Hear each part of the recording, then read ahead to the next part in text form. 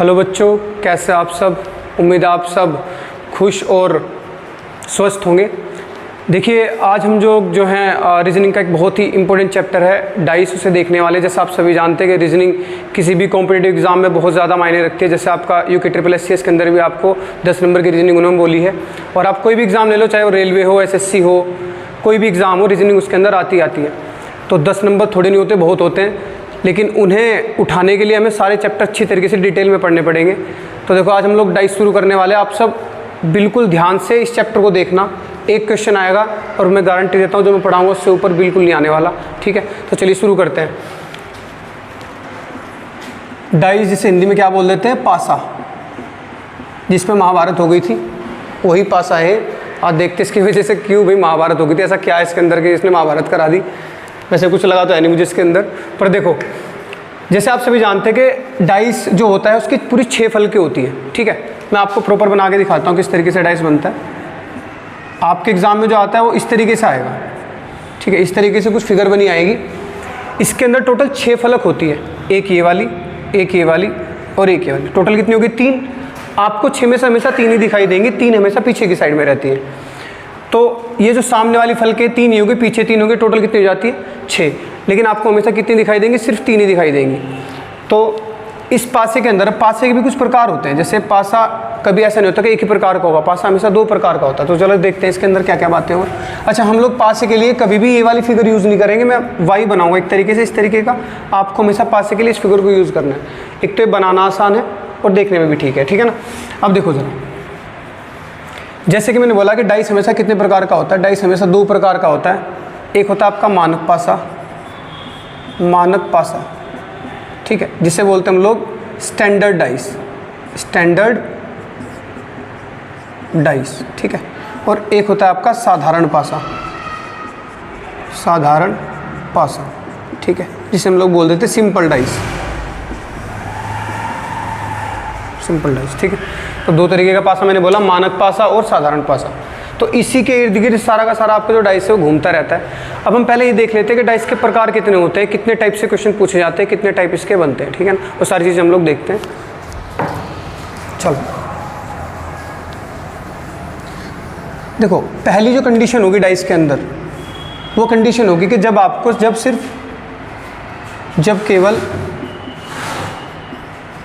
जब केवल एक पासा दिया हो,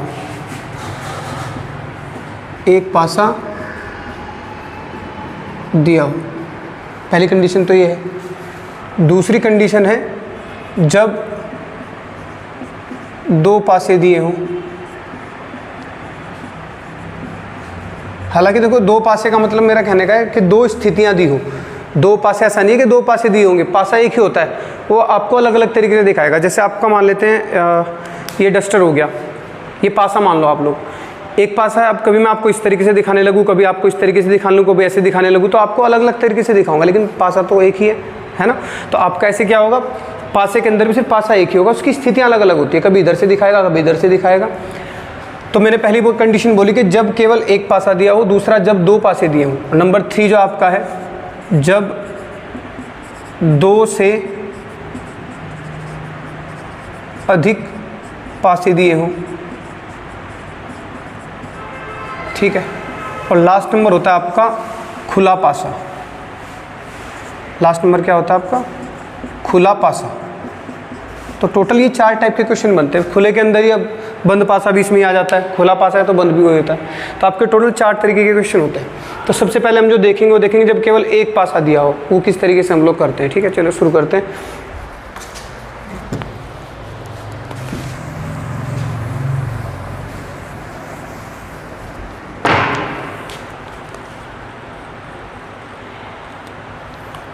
इंक डाल देते इसमें ज़रा फटाफट से, ताकि आपको अच्छी तरीके से दिख सके। फिर आपकी शिकायत आती है सर सही नहीं दिखाई दे रहा था, वो भी टेंशन ख़त्म कर देते हैं।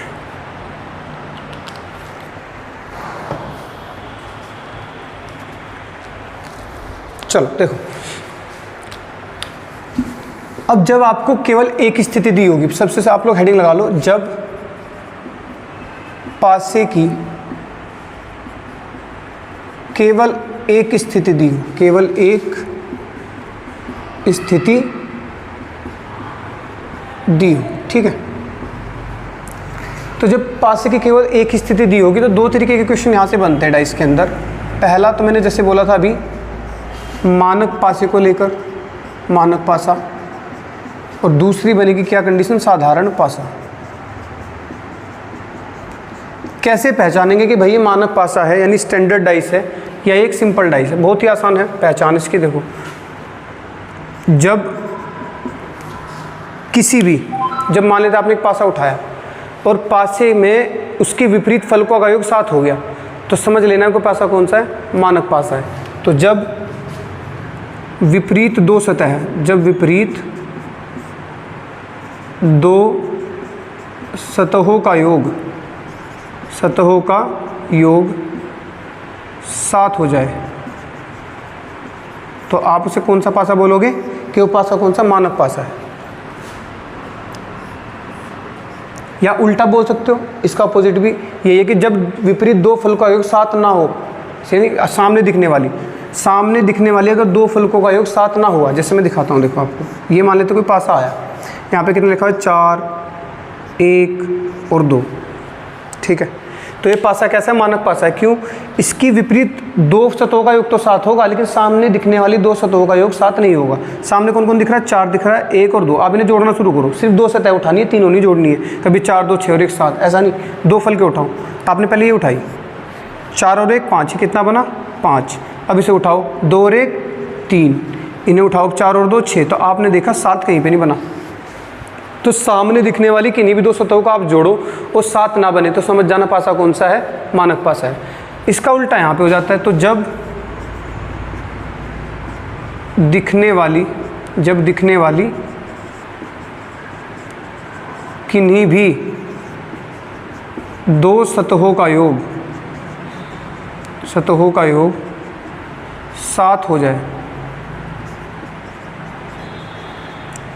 7 हो जाए, तो कौन सा पासा होगा, साधारण पासा। इसका एग्जांपल भी देख लेते हैं। देखो, मान लेते हैं आपका एक पासा हो गया। अब यहाँ पे मैंने लिख दिया 4, यहाँ पे लिख दिया 3 और यहाँ पे लिख दिया 5। आपने तुरंत जोड़ के देखा 2, ये कितना हो गया, 4 और 3 7, देखो बन गया। बाकी को जोड़ने की जरूरत ही नहीं है, बाकी बने ना बने। तो 4 और 3 7 हो गया। इसका मतलब ये हुआ कि पासा कौन सा है, साधारण पासा है। ईजी पहचान है। अगर सामने दिखने वाली दो सतहों का योग 7 हो गया तो पासा कौन सा है, साधारण, और ना हुआ तो मानक, ठीक है। अब इसके ऊपर क्वेश्चन देख लेते हैं किस तरीके से आता है।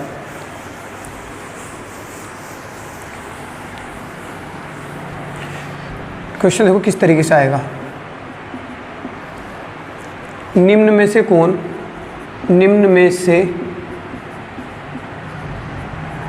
कौन सा एक मानक पासा है,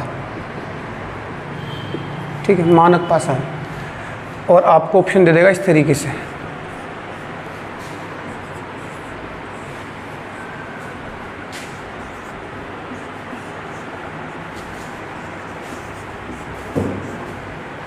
देखो,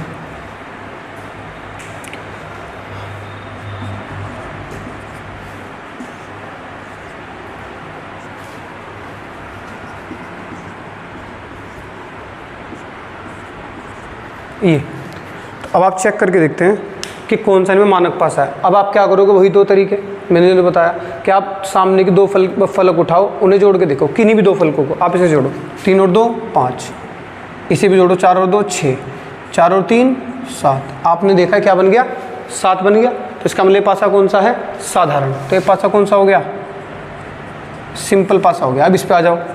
आपने देखा 3 और 2 5, 3 और 1 4, 2 और 1 3। आपने देखा कहीं पे भी क्या नहीं बना, 7 नहीं बना। तो पहचान में आ गया कौन सा पासा है, यही है मानक पासा। बाकी आप चेक करके देख लो, देखो 6 और 1 7, ये भी 7 बन गया। 5 और 2 7, ये भी 7 बन गया। इसका मतलब ये तीनों, ये वाला और ये वाला क्या हो गया आपके साधारण पासा, और ये वाला क्या बचा आपका, मानक पासा। उल्टा पूछ सकता है कि निम्न में से कौन सा एक साधारण पासा है, तो 3 ऑप्शन मानक के डाल देगा, 1 ऑप्शन साधारण के डाल देगा। तरीका वही रहेगा जो हमारा है, ठीक है। तो ये पासा कौन सा हो जाता है हमारा, इस तरीके से पहचानते हैं। अब और देखते हैं ज़रा, और क्या क्वेश्चन इसके ऊपर बना सकता है, वो भी देखते हैं।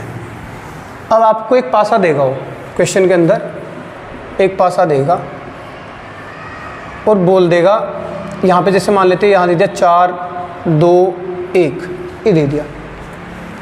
तो दिए गए पासे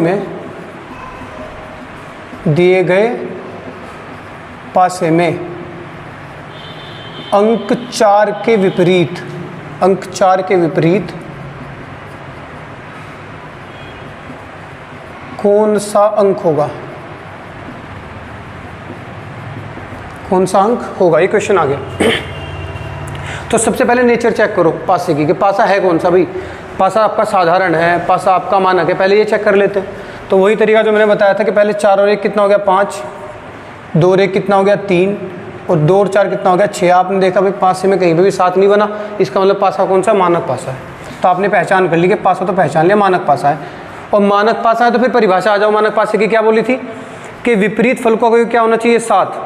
तो चेक करते हैं, अगर भाई यहाँ पे 2 है, अगर यहाँ पे 2 है तो इसकी विपरीत फलक क्या होगी? नीचे वाली, क्योंकि ये तो ऊपर वाली, तो नीचे से टिका होगा। तो 2 के पीछे क्या आ जाए? 5 आ जाए, तभी तो जाके 7 बन सकता है।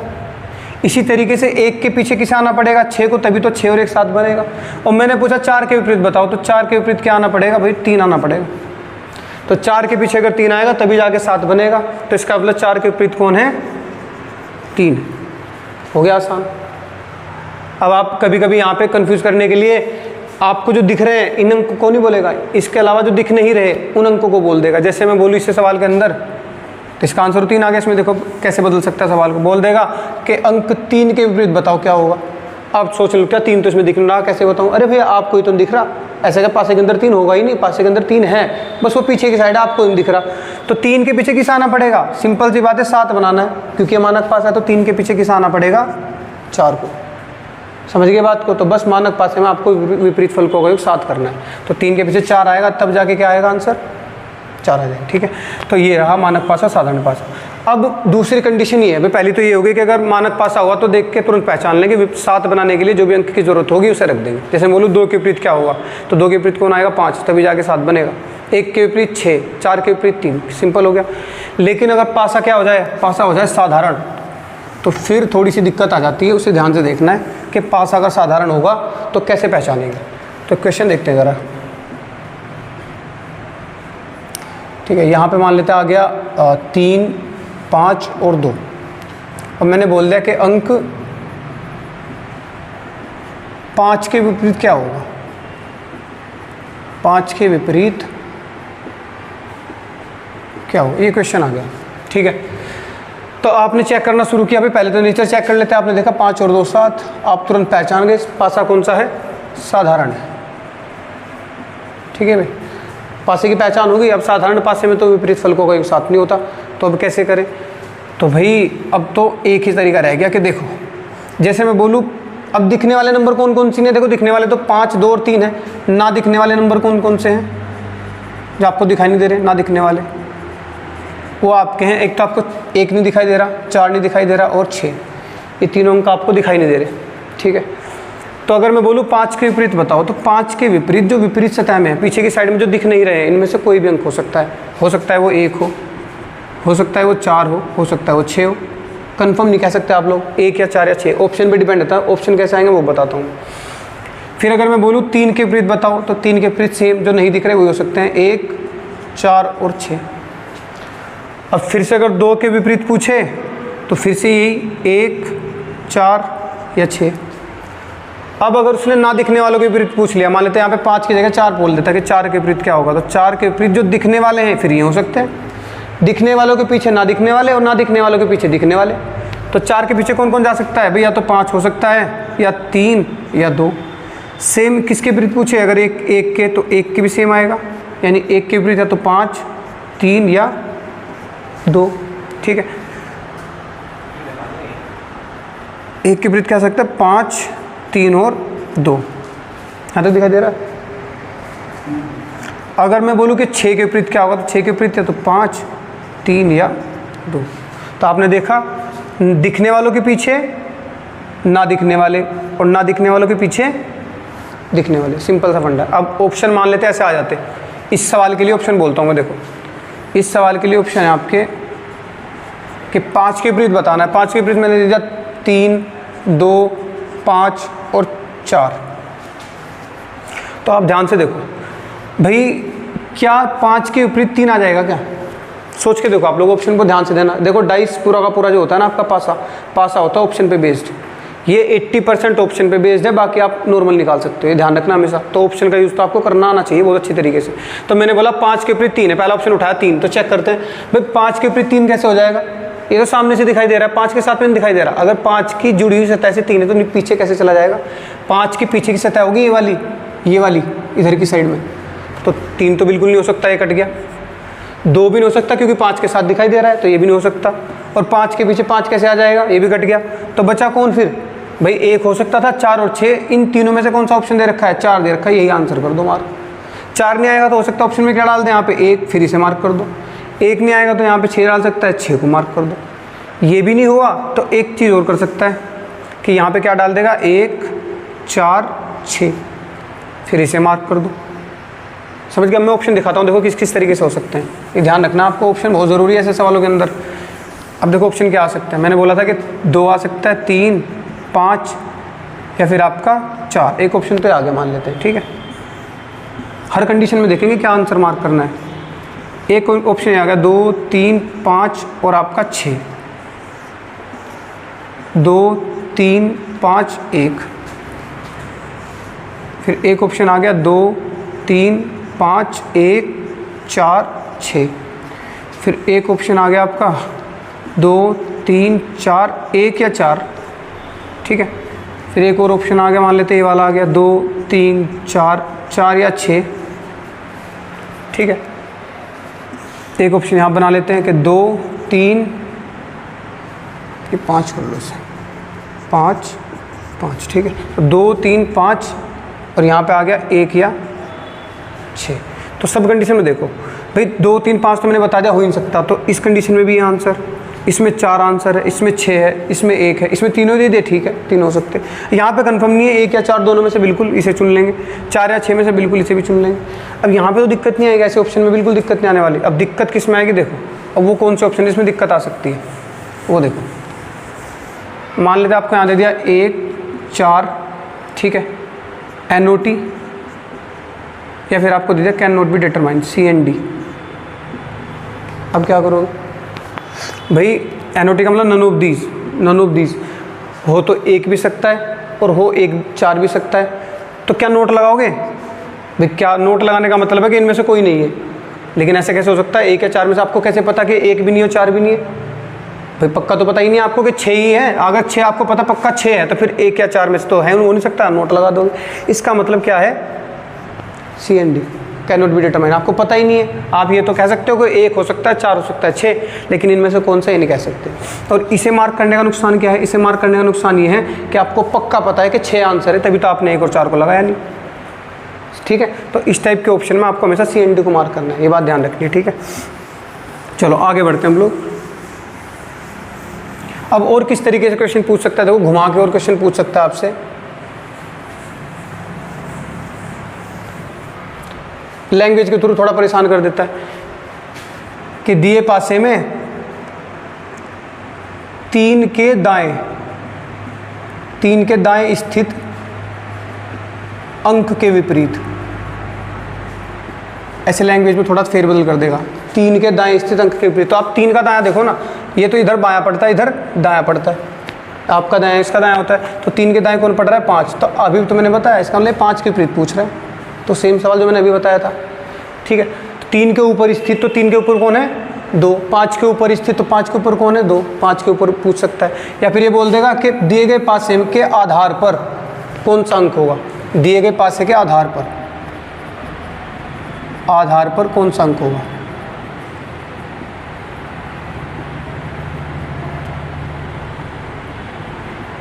दिए गए पासे के आधार पर कौन सा अंक होगा? आधार का मतलब जिस सतह से जो आपका पासा है वो टिका हुआ है, उसे बोलते हैं हम लोग आधार। तो अब आधार पे कौन सा अंक हो सकता है भाई? जो ऊपर, आधार नीचे है तो उसकी विपरीत सतह जस्ट ऊपर होगी, तो यानी ऊपर वाले अंक के विपरीत बताना है। तो ऊपर अंक कौन सा है? 2। इसका मतलब 2 के विपरीत बताना है, क्योंकि 2 के नीचे वाली सतह ही टिकी हुई होगी। तो 2 के विपरीत कौन आएगा? पासा आपने भी चेक करा था, कितना है? 5 और 2 7, साधारण है। तो 2 तो दिख रहा है, तो ना दिखने वाले कौन कौन से हैं? 1, 4 या 6। तो यानी या तो 1 हो सकता है या 4 या 6। अगर होता है मानक पासा फिर तो 2 के पीछे 5 आ जाता, सीधा आंसर। बात कर पाओगे, ध्यान रहेगी इस तरीके से, ठीक है। मानक पासा, साधारण पासा कैसे होता है, कैसे क्वेश्चन बनते हैं, मैंने दोनों चीज़ें आपको बताई, ठीक है। अब और देख लेते हैं इसके अंदर क्या होता है।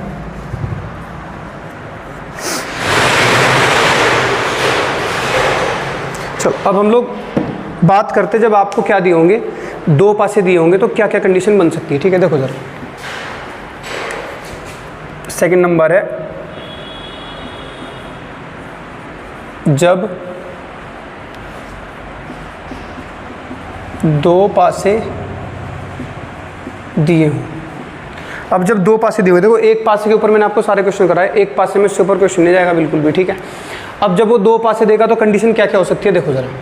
पहली कंडीशन ये है कि अंक एक कॉमन होगा, दो पासे दे दिए तो जब एक अंक कॉमन हो, जब एक अंक कॉमन हो या उभयनिष्ठ हो, ठीक है। फिर दूसरी कंडीशन ये है कि जब दो अंक कॉमन हो, दो अंक कॉमन। और नंबर 3 जो कंडीशन है वो है जब कोई भी अंक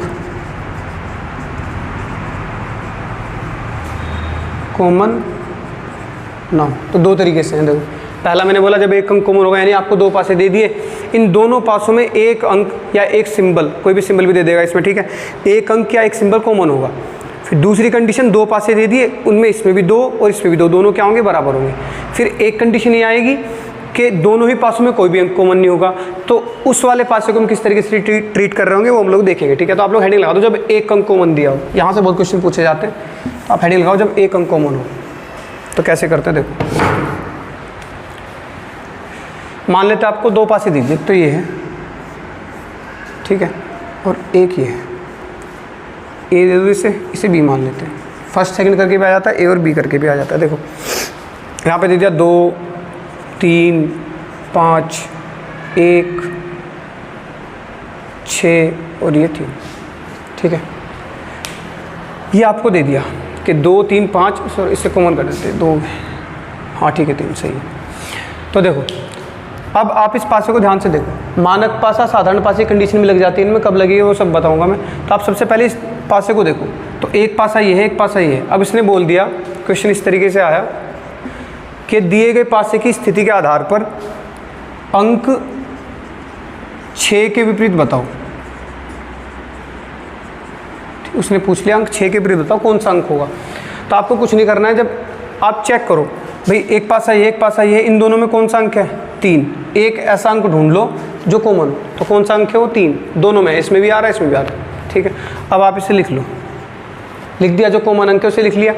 लिखने के बाद अब आप चाहो तो इस वाले पासे में क्लॉकवाइज घूम जाओ और चाहे एंटी क्लॉकवाइज घूम जाए, यानी घड़ी की सुई जैसे घूमती है, घड़ी की सुई ऐसे घूमती है ना, उसे बोलते हैं क्लॉकवाइज, ऐसे घूमेगी जब, और जब उल्टी घूमे तो उसे बोलते हैं एंटी क्लॉकवाइज, ठीक है। तो आपकी मर्जी है, पर ध्यान ये रखना है कि अगर आप इस पासे में क्लॉकवाइज घूमे तो फिर इस पासे में भी कैसे घूमना है, क्लॉकवाइज। रोटेशन सेम होनी चाहिए, ऐसा नहीं कि इसमें तो क्लॉकवाइज घूम गए इसमें एंटी क्लॉकवाइज, ये नहीं करना है। अगर इसमें एंटी क्लॉकवाइज घूमे तो फिर इसमें भी एंटी क्लॉकवाइज घूम जाओ, सवाल पर कोई फर्क नहीं पड़ेगा, सवाल का आंसर आएगा बिल्कुल एग्जैक्ट। पर ध्यान रखना है कि रोटेशन सेम होनी चाहिए, या तो यही हो दोनों की या फिर दोनों की ये वाली, ठीक है। तो मैं अक्सर करके क्लॉकवाइज घुमाता हूँ। तो देखो क्या करते हैं, 3 लिख लिया। अब 3 के बाद पहले वाले पासे को देखो, 3 के बाद कौन आ रहा है क्लॉकवाइज में, 5, ऐसे घूमता रहा हूँ मैं, 3 के बाद 5, 5 के बाद कौन आ रहा है 2, लिख दिया। अब ये भी जरूरी नहीं है कि आपको 3 के बाद 5 और इधर को लिखना है, आपकी मर्जी है, 3 लिख लिया, 3 के बाद 5 और 2 आप इधर को भी लिख सकते हो। बस ध्यान ये रखना है कि अगर इसमें इधर को लिखा तो इस वाले में भी इधर को लिखना है, और अगर इसमें इधर को लिखा तो इस वाले से भी इधर को लिखना है, ठीक है। तो ये ध्यान रखना है, मैं दोनों से दिखा दूंगा। देखो 3 के बाद कौन आया 5, 5 के बाद 2, तो 3 के बाद 5, 5 के बाद 2। यहाँ पे देखो 3 के बाद कौन आ रहा है 6, तो 3 के नीचे 3 ही लिखो जो कॉमन है। तो 3 के बाद कौन आया 6, लिख दिया। 6 के बाद 1 लिख दिया, हो गया काम। अब आपने देखा कि 2 अंक, एक जो अंक है वो 2 बार रिपीट हो गया, 3 2 बार आ गया।